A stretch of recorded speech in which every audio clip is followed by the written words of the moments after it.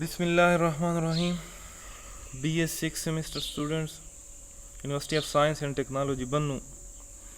आज का हमारा लेक्चर है डिफरेंशियल इक्वेशन में undetermined coefficients, superposition approach. Undetermined coefficient में दो तरीके हम पढ़ते हैं, एक सुपरपोजिशन अप्रोच है और एक एनिहिलेटर अप्रोच। हमें पता है कि किसी भी डिफरेंशियल इक्वेशन का जनरल सोल्यूशन y फाइंड करने के लिए उसके कम्प्लीमेंट्री फंक्शन yc को फाइंड आउट करना पड़ता है और फिर उसके बाद पर्टिकुलर सोल्यूशन yp को फाइंड आउट करना पड़ता है। दोनों को जब हम ऐड करते हैं तो हमारे पास जनरल सोल्यूशन आ जाता है।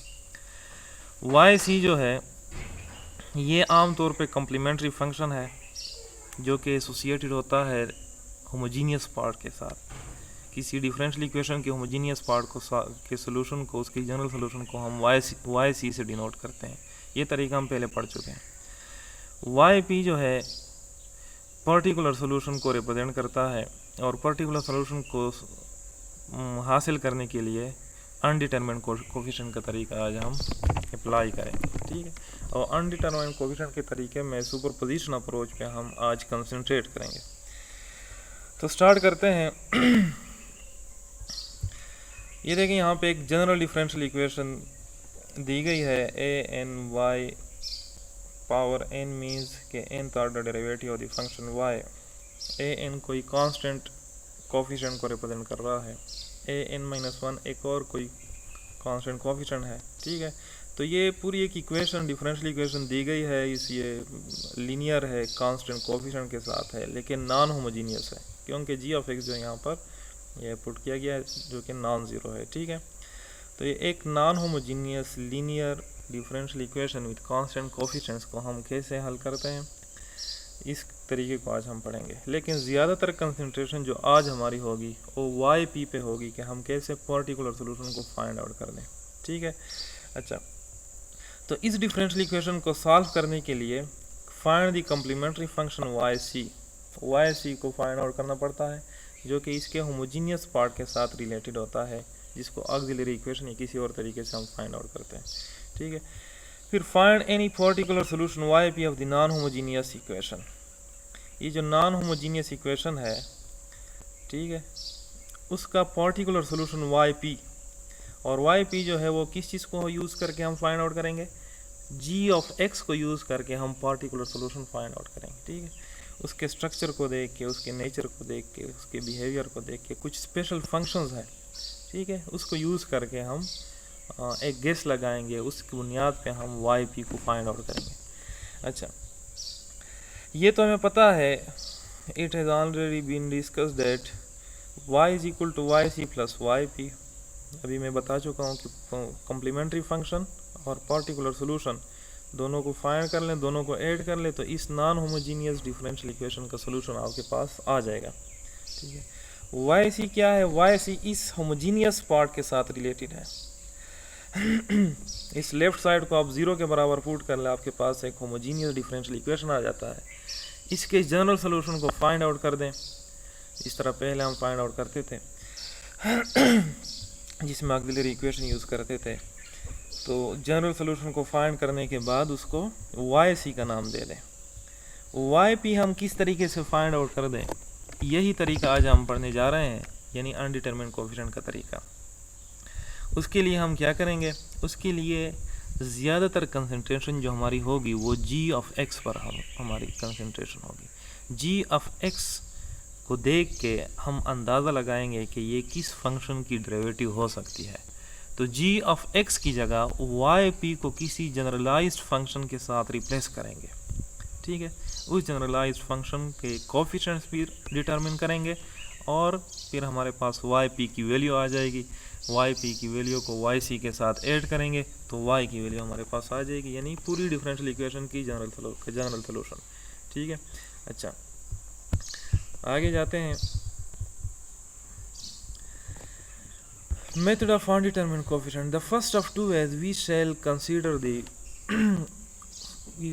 consider for obtaining a particular solution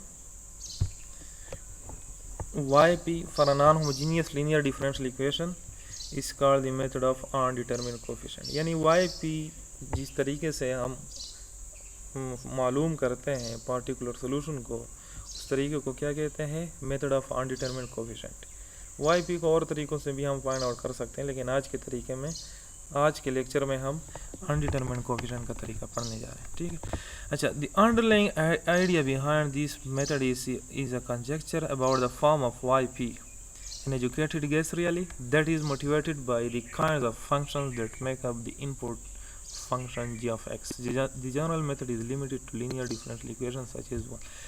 अच्छा, इसका क्या मतलब हुआ? इसका मतलब ये हुआ कि y p के लिए राइट साइड में जो g of x वाला फंक्शन है, उसके स्ट्रक्चर को देख के उस एक अंदाजे से एक गेस लगाएंगे हम कि ये किस फंक्शन की डेरिवेटिव हो सकती है। उसी के मुताबिक फिर हम y p को फाइंड आउट करेंगे, ठीक है। अच्छा, ये देखें, the coefficients a I are constants in the above differential equation. g of x is a constant k, a polynomial. अच्छा, g of x constant k हो सकता है ऊपर के डिफरेंशियल इक्वेशन में, पॉलिनॉमियल हो सकता है, polynomial function, n exponential function हो सकता है, ठीक है, साइन और कोसाइन फंक्शन हो सकता है, और finite sums and products of this function. यानी कुछ केसेस बताए गए हैं कि जब इस डिफरेंशियल इक्वेशन को सॉल्व करना हो इस फॉर्म में, और g ऑफ x आपके पास या कांस्टेंट आ जाए या कोई पॉलिनॉमियल आ जाए, वैसे कांस्टेंट भी 0 डिग्री पॉलिनॉमियल ही होता है, या साइन और कोसाइन फंक्शन आ जाए, या एक्सपोनेंशियल फंक्शन आ जाए, या ये जो फंक्शन बताए गए इसका मिक्सचर आ जाए, तो फिर g ऑफ x के लिए हम गेस लगा सकते हैं, y p फाइंड आउट कर सकते हैं अनडिटरमिन्ड कोफिशिएंट्स के तरीके के ज़रिए। ये कुछ ख़ास टाइप्स आप लोगों को बताए गए, एक पॉलिनॉमियल फंक्शन ले लें, एक एक्सपोनेंशियल फंक्शन ले लें, साइन और कोसाइन फंक्शन ले लें, और इनका मिक्सचर ले लें, ठीक है। तो ये कुछ ख़ास फंक्शन बताए गए, ये फंक्शन जब आ जाए तो हम y p को अनडिटरमिन्ड कोफिशिएंट के तरीके के ज़रिए फाइंड आउट कर सकते हैं। अच्छा, note, strictly speaking, when g of x is equal to k constant is a polynomial function, since a constant function is probably not the first thing that comes to mind when you think of polynomial function. For emphasis, we shall continue to use the redundancy constant functions and polynomials. अच्छा, ठीक है, ये देखें आगे, the following function of some g of x की जगह constant आ जाता है, g of x की जगह polynomial आ सकता है, g of x की जगह ये मिक्सचर आ सकता है। देखिए, पॉलिनॉमियल और एक्सपोनेंशियल फंक्शन का मिक्सचर। g ऑफ x की जगह साइन और कोसाइन फंक्शन आ जाते हैं। देखिए, यहाँ पर एक पॉलिनॉमियल भी है 5x, ठीक है, और फिर g ऑफ x की जगह इस तरह का मिक्सचर भी आ सकता है, x e power x sine x, एक पॉलिनॉमियल है, क्वाड्रेटिक पॉलिनॉमियल, उसके साथ एक्सपोनेंशियल फंक्शन, ठीक है। अच्छा, अब देखें, that is g of x is a linear combination of the function. g of x यहाँ पर देखें, ये लीनियर कम्बिनेशन असल में पॉलिनॉमियल एक्सपोनेंशियल साइन फंक्शन को उसका एक मल्टीप्लिकेशन है, लीनियर कम्बिनेशन है, ठीक है। अच्छा, ये देखें, the method of undetermined coefficient is not applicable to equations of the form 1 when, ऊपर जो डिफरेंशियल इक्वेशन दी गई है उसमें अगर g ऑफ x की जगह log x आ जाए, ठीक है, तो हम अनडिटरमिन्ड कोफिशिएंट का तरीका अप्लाई नहीं कर सकते। लॉगरिथमिक फंक्शंस आ जाएं तो वहाँ पर हम अनडिटरमिन्ड कोफिशिएंट का तरीका अप्लाई नहीं कर सकते। g ऑफ x 1 और x इस तरह का रेशनल फंक्शन आ जाए कोई, फिर भी हम अनडिटरमिन्ड कोफिशिएंट का तरीका अप्लाई नहीं कर सकते। टेंजेंट फंक्शन आ जाए या साइन इनवर्स x आ जाए, ठीक है, एंड सो ऑन। ये क्यों हम यूज़ नहीं कर सकते? क्योंकि हम अभी हमने पढ़ा कि अनडिटरमिन्ड कोफिशिएंट के तरीके में हम राइट साइड के g ऑफ x वाले फंक्शन के लिए एक गेस लगाते हैं, ये सोचते हैं कि g ऑफ x किस फंक्शन की डेरिवेटिव हो सकती है। तो अगर g ऑफ x की जगह साइन x आ जाए फॉर एग्जांपल, तो साइन x के लिए हम यूँ अंदाज़ा लगा सकते हैं कि साइन x या साइन x की ही डेरिवेटिव हो सकती है या cos x की डेरिवेटिव होगी। ये दो पॉसिबिलिटीज़ हैं, ठीक है। अच्छा, इस तरह अगर कोई पॉलिनॉमियल आ जाए राइट साइड में g ऑफ x की जगह, तो पोलिनोमियल के लिए हम अंदाज़ा लगा सकते हैं कि पोलिनोमियल किसी पोलिनोमियल फंक्शन ही की डेरिवेटिव हो सकती है, लेकिन 1/x आ जाए या log x आ जाए उसकी पॉसिबिलिटीज़ बहुत ज़्यादा है, उसके लिए हम अंदाज़ा नहीं लगा सकते। ठीक है, इस तरह कोई एक्सपोनेंशियल फंक्शन आ जाए राइट साइड में g ऑफ x की जगह, तो उसके लिए भी हम अंदाज़ा लगा सकते हैं कि एक्सपोनेंशियल फंक्शन की ही डेरिवेटिव हो सकती है। यानी मतलब ये हुआ कि अनडिटरमिन्ड कोएफिशिएंट का तरीका जो है ये टोटली डिपेंड करता है गैस पर। आप गैस लगाते हैं, आप सोचते हैं, ठीक है, कि जो राइट साइड में फंक्शन आ गया है ये किस फंक्शन की डेरिवेटिव हो सकती है। तो जो फंक्शंस ऐसे हैं कि जिसमें हम ये अंदाज़ा नहीं लगा सकते कि ये किसकी डेरिवेटिव हो सकती है, वो यहाँ पर हम इससे निकाल रहे हैं, इस मेथड से, लॉगरिथमिक फंक्शन या रेशनल वगैरह एंड सो ऑन। अच्छा,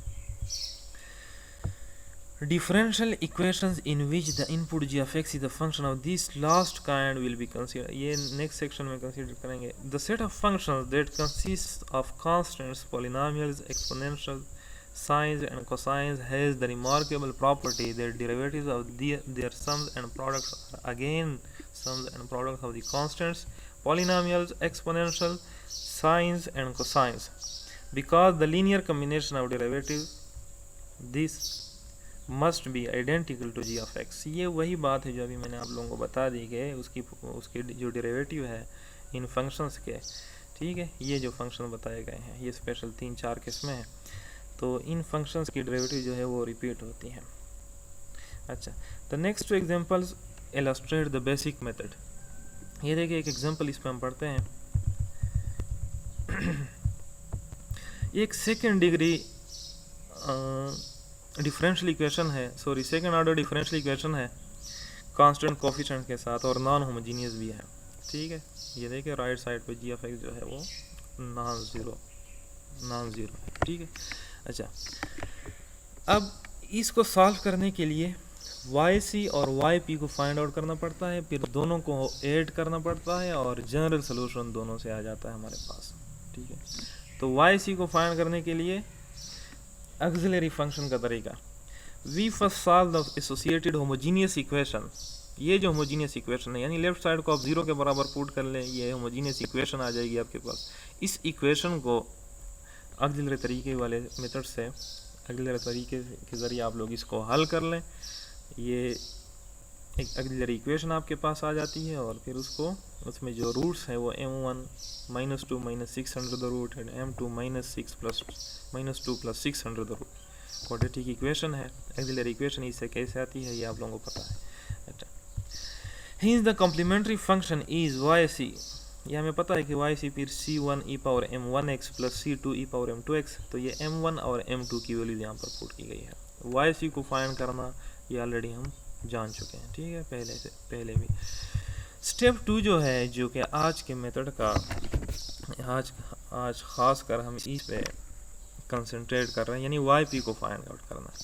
वाई पी को सबसे पहले सपोज करते हैं कि वाई पी जो है इस फॉर्म में हो सकता है। Right side G of X की जगह अब ये फंक्शन आया है 2x² - 3x + 6, तो जाहिर सी बात है ये एक सेकेंड डिग्री पोलिनोमियल है और सेकेंड डिग्री पोलिनोमियल ये किसी पोलिनोमियल ही की डेरिवेटिव हो सकती है। ठीक है, यानी वाई पी को अंदाजे के मुताबिक हम यूं पुट कर सकते हैं कि ax² + bx + c। देखें, इसका एक जनरलाइज्ड फॉर्म मैंने लिखा है, उसी सेकेंड डिग्री पोलिनोमियल को उसका एक generalised form ax² + bx + c। ठीक है, ये हम यहाँ पर रिप्लेस कर चुके हैं। अच्छा, अब देखें वाई पी को इधर पुट करेंगे। पहला स्टेप क्या होगा, वाई पी को अनडिटरमिन्ड कोएफिशिएंट में वाई पी हम कैसे फाइंड करते हैं। वाई पी को फाइंड आउट करने के लिए राइट साइड वाले जी ऑफ एक्स फंक्शन को देखा जाता है, उसके स्ट्रक्चर को देखा जाता है। ये अगर पोलिनोमियल है तो इसकी जगह एक जनरलाइज्ड पोलिनोमियल उसी डिग्री की हम रिप्लेस करते हैं। अब इस वाई पी को यहाँ पर पुट करते हैं डबल डेरिवेटिव की जगह, मीन्स कि इसकी 2 दफ़ा की डेरिवेटिव ले लें, वहाँ पर पुट कर लें। अच्छा, फर्स्ट ऑर्डर डेरिवेटिव की जगह मीन्स के इसकी 1 दफ़ा डेरिवेटिव ले लें, वहाँ पर पुट कर लें, और सिर्फ y मीन्स के वाई पी की वैल्यू वहाँ पर पुट कर लें। लेफ़्ट साइड में एक अलजेब्राइक एक्सप्रेशन आपके पास आ जाएगा। राइट साइड में जो अलजेब्राइक एक्सप्रेशन आप लोगों को दिखाई दे रहा है, दोनों को कंपेयर कर लें। एक्स स्क्वायर का कोफिशिएंट एक्स स्क्वायर के साथ आपके पास ए की वैल्यू आ जाएगी, ठीक है, या कोई दूसरा कांस्टेंट आ जाएगा। एक्स का कोफिशिएंट एक्स के कोफिशिएंट के साथ, कांस्टेंट जो है एक्स पावर 0 का कोफिशिएंट एक्स पावर 0 के कोफिशिएंट के साथ कंपेयर कर लें, आपके पास कोफिशिएंट जो है वो डिटरमिन हो जाएंगे। इस वजह से हम इस मेथड को अनडिटरमिन्ड कोफिशिएंट का तरीका कहते हैं। अच्छा, अब देखें इस वाई पी में जो है, देखें ये जो बातें मैंने आप लोगों को बताई, इसको आगे हम इसको सॉल्व कर रहे हैं। वाई पी जो है यहाँ पर ए बी और सी इसमें नहीं है, ए बी और सी जनरल हमने पुट किए हैं, इसकी वैल्यूज हमें चाहिए, यानी ये अब तक अनडिटरमिन है, इसको हमने फाइंड आउट नहीं किया है। तो किस तरीके से फाइंड आउट करेंगे, दोबारा मैं बता रहा हूँ कि इधर पुट कर लें इस डिफरेंशियल इक्वेशन में, आपके पास ए बी सी की वैल्यूज आ जाएंगी, ठीक है। अच्छा, ये देखिए first order derivative Y P की ली गई है, सेकंड ऑर्डर डेरिवेटिव ली गई है, ठीक है, और फिर उसको इक्वेशन में पुट किया गया है, कोफिशिएंट्स को कंपेयर किया गया है, एक्स स्क्वायर का कोफिशिएंट एक्स स्क्वायर के कोफिशिएंट के साथ, यानी एक्स स्क्वायर के साथ इधर -2 है, वहाँ पर एक्स स्क्वायर के साथ 2 है, दोनों को कंपेयर कर लें, यहाँ से आपके पास ए की वैल्यू -1 आ जाती है। एक्स का कोफिशिएंट यहाँ पर ऐड ए -2 भी है, और एक्स का कोफिशिएंट दूसरे साइड पे -3 है, ठीक है, दोनों को कंपेयर कर ले, ए की वैल्यू पुट कर लें, आपके पास बी की वैल्यू आ जाएगी -5/2। इस तरह सी की वैल्यू आप यहाँ से फाइंड आउट कर सकते हैं। एक दफ़ा ए बी सी की वैल्यू फाइंड आउट हो जाए तो वाई पी में हम ए बी और सी की वैल्यू यहाँ पे पुट कर सकते हैं, हमारे पास वाई पी की वैल्यू आ जाएगी। और थर्ड स्टेप में फिर हम क्या करेंगे, थर्ड स्टेप में वाई सी और वाई पी दोनों को ऐड करेंगे, ये हमारे पास इस डिफरेंशियल इक्वेशन का जनरल सोल्यूशन आएगा, ठीक है। अच्छा, उम्मीद है यहाँ तक आप लोगों को थोड़ा बहुत आइडिया बन चुका होगा कि अनडिटरमिन्ड कोफिशिएंट में वाई पी को अगर राइट साइड पे जी ऑफ एक्स की जगह एक पोलिनोमियल आ जाए तो हम वाई पी की जगह क्या रिप्लेस करते हैं, ठीक है। अच्छा, अब देखिए नेक्स्ट एग्जांपल है particular solution using undetermined coefficient. ये एक differential equation, second order differential equation, linear differential equation है विद कांस्टेंट कोफिशिएंट। इसमें सिर्फ अगर हम पार्टिकुलर सॉल्यूशन को फाइंड आउट करना चाहें, ठीक है, इसका particular solution using method of undetermined coefficient, तो कैसे करेंगे उसको? सिर्फ राइट साइड में जो फंक्शन है उसको देख के वाई पी की वैल्यू हम रिप्लेस करते हैं। यानी वाई पी जो है, अब हम a cos 3x plus b sin 3x replace करते हैं, इसका कोई जनरलाइज्ड फॉर्म हम रिप्लेस कर सकते हैं। ये क्यों हमने रिप्लेस किया?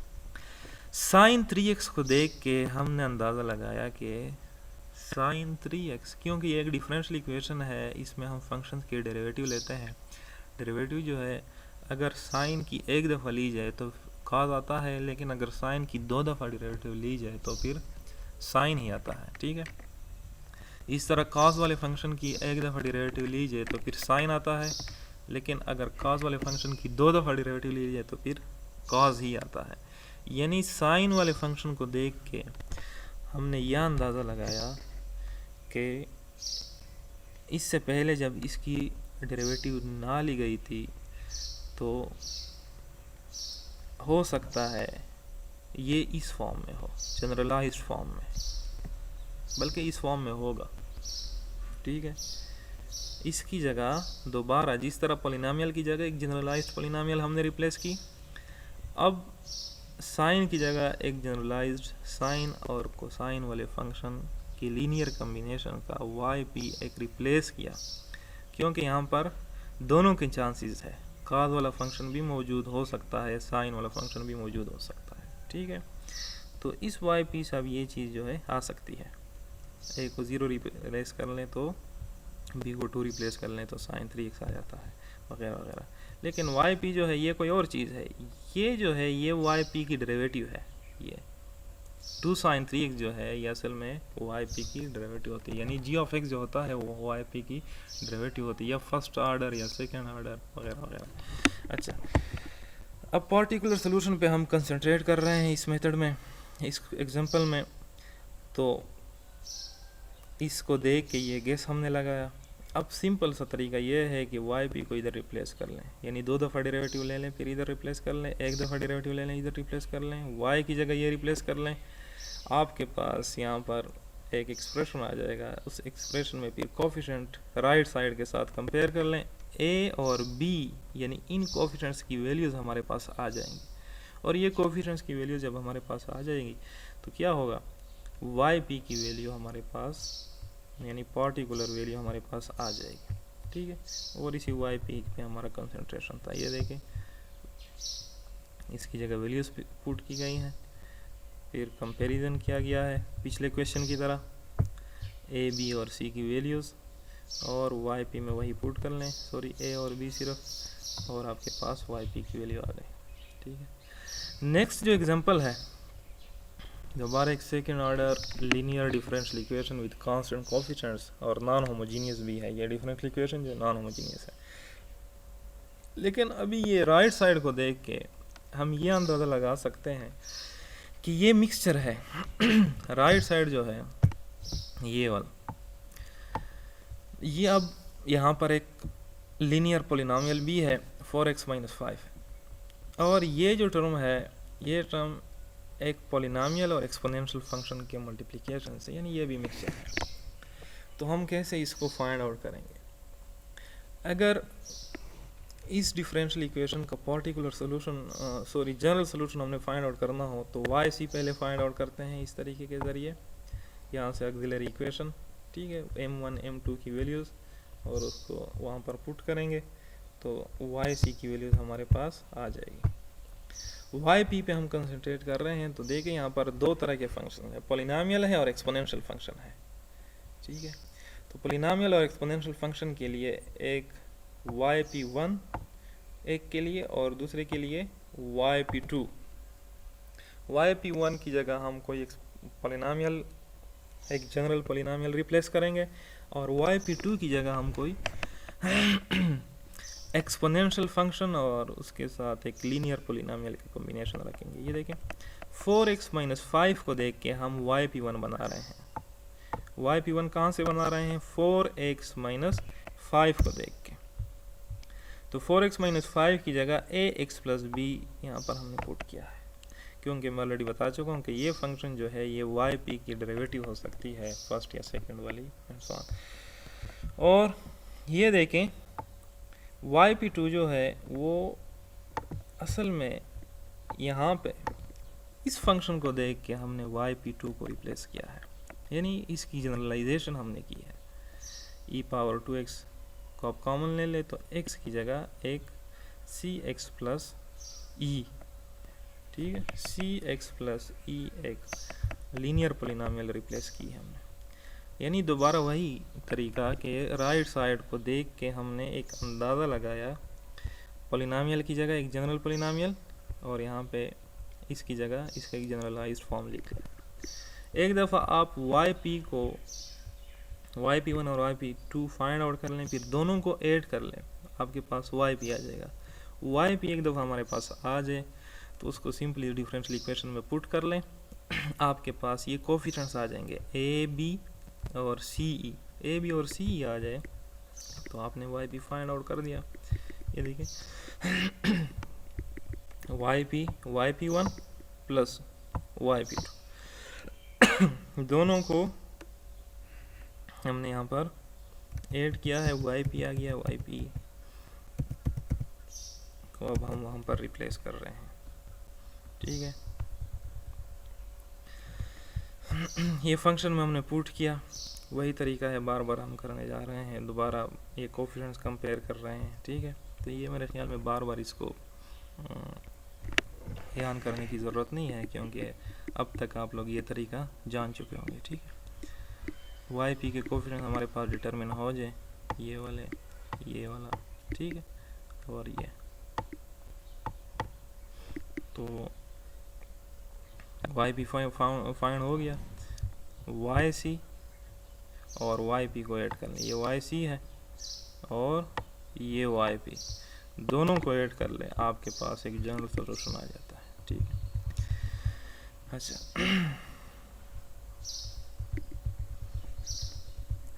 अब ये एक एग्जांपल है स्पेशल, इसके साथ लिखा गया a glitch in the method. Glitch means कोई नुक्स, कोई ख़राबी। तो इसमें ख़राबी भी है इस पर्टिकुलर सोल्यूशन में को फाइंड करने के लिए अनडिटरमाइंड मेथड के तरीके के ज़रिए जब हम पर्टिकुलर सोल्यूशन फाइंड आउट करते हैं। यहाँ तक हम ये सीख चुके हैं कि एट ई एक्स या सॉरी जो जी ऑफ एक्स यहाँ पर राइट साइड में जो फंक्शन आ जाता है उसके स्ट्रक्चर को देख के उसी की बुनियाद पे हम वाई पी को एज्यूम करते हैं, ठीक है। लेकिन कभी कभार ऐसा आ जाता है कि ये तरीका जो है काम छोड़ देता है। जब हम वाई पी को रिप्लेस करते हैं तो वो हमें एक ऐसी चीज़ की जाने एक ऐसा रिज़ल्ट दे देता है कि जो पॉसिबल नहीं होता, ठीक है। कैसे, ये देखें, अगर हम वाई पी को फाइंड आउट करना चाहें सिर्फ वाई पी को, तो जाहिर सी बात एक्सपोनेंशियल फंक्शन है। मैंने ये कहा कि फिर उसी की जगह एक जनरलाइज्ड फॉर्म हम रिप्लेस करेंगे।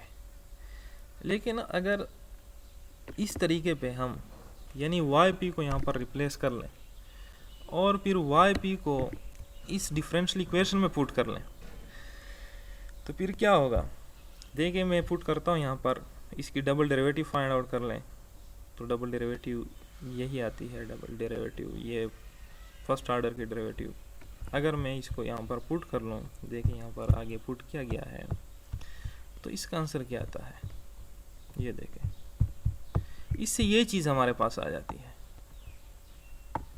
और आप लोग देख सकते हैं कि क्या ये चीज़ ये रिलेशन पॉसिबल है।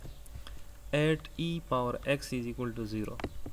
एट जो बजाते खुद एक कांस्टेंट है, कभी ज़ीरो नहीं हो सकता, और ई पावर एक्स एक्सपोनेंशियल फंक्शन किसी भी रियल वैल्यू एक्स के लिए कभी भी ज़ीरो नहीं हो सकता। आप लोग ज़ीरो पुट कर लें एक्स की जगह, नेगेटिव रियल नंबर पुट कर लें या पॉजिटिव रियल नंबर पुट कर लें, ये कभी भी ज़ीरो नहीं आ सकता। तो दो नॉन ज़ीरो नंबर्स के मल्टीप्लिकेशन से ज़ीरो आया है जो कि पॉसिबल नहीं है।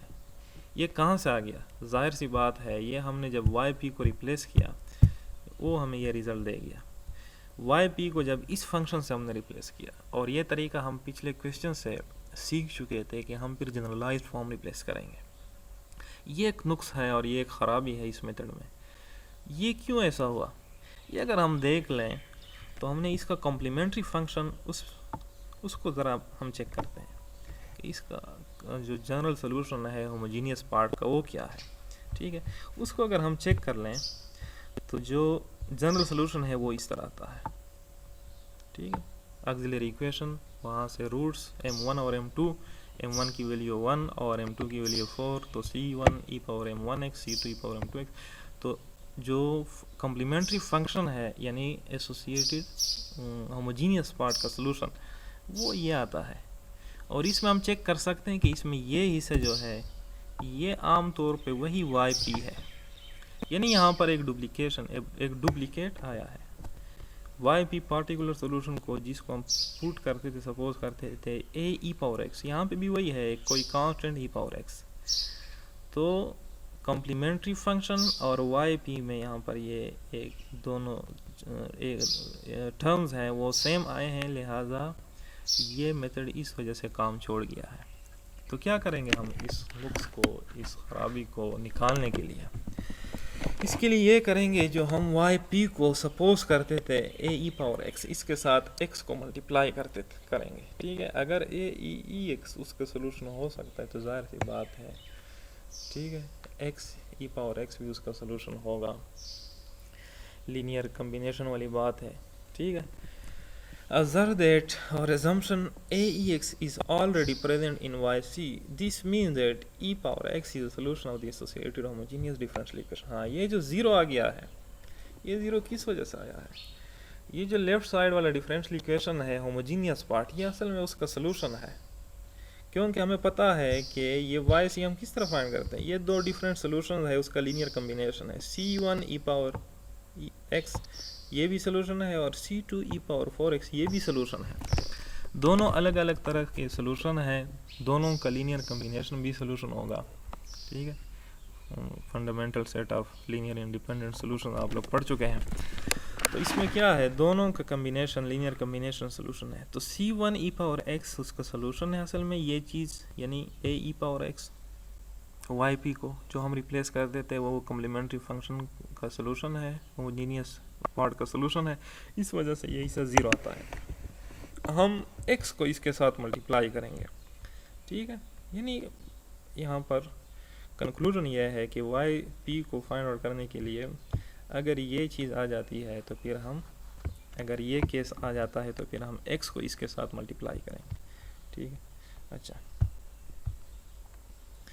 x को इसके साथ मल्टीप्लाई किया, ये देखें। अब आप लोग चेक कर सकते हैं कि वाई पी कम्प्लीमेंट्री फंक्शन का हिस्सा नहीं है, तो बाकी तरीका वही है कि फिर उस वाई पी को डिफरेंशियल इक्वेशन में पुट कर लें, आपके पास कांस्टेंट की वैल्यूज़ जो है, कांस्टेंट की वैल्यू 2 डिटरमिन हो जाएंगी, ठीक है, और आगे फिर आप जा सकते हैं। मेरे ख्याल में आज के लिए ये काफ़ी है, क्योंकि इससे पहले भी मैं इसी पे एक वीडियो अपलोड कर चुका था, लेकिन टाइम की ज़्यादती की वजह से उस वीडियो की रिकॉर्डिंग में फिर कुछ मसला आ गया, ठीक है। तो 1 घंटे की वीडियो मैंने बनाई थी, आप लोगों के लिए अपलोड करना चाहता, लेकिन फिर मेरे ख्याल में ये जो सॉफ्टवेयर है यहाँ पे फ्लैशबैक का, इसमें कुछ मसला आता है जब हम टाइम ज़्यादा लेते हैं।